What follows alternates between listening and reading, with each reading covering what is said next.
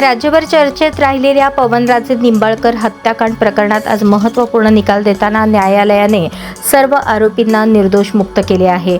तब्बल 20 वर्षे चाललेल्या या खटल्याचा शेवट पुराव्याअभावी आरोपींच्या निर्दोष मुक्ततेने झाला.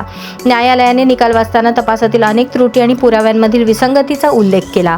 आरोपींविरोधात सादर करण्यात आलेले अनेक मुद्दे आणि दावे ठोस पुराव्यांअभावी सिद्ध होऊ शकले नाहीत, असे न्यायालयाने स्पष्ट केले.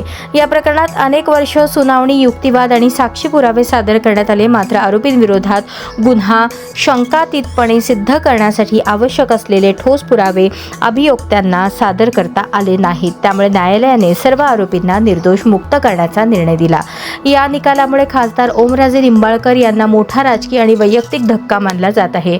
पवनराजे निंबाळकर यांच्या हत्येनंतर राज्याच्या राजकारणात मोठी खळबळ उडाली होती आणि त्या प्रकरणाकडे संपूर्ण महाराष्ट्राचे लक्ष लागले होते. दरम्यान न्यायालयाच्या निकालानंतर आता खासदार ओमराजे निंबाळकर पुढे कोणती कायदेशीर भूमिका घेणार, उच्च न्यायालयात आव्हान देणार का, याकडे सर्वांचे लक्ष लागले आहे. या निकालामुळे धाराशिव जिल्ह्यासह राज्यातील राजकीय वर्तुळात नव्या चर्चांना उधाण आले असून पुढील घडामोडी महत्त्वाच्या ठरणार आहेत.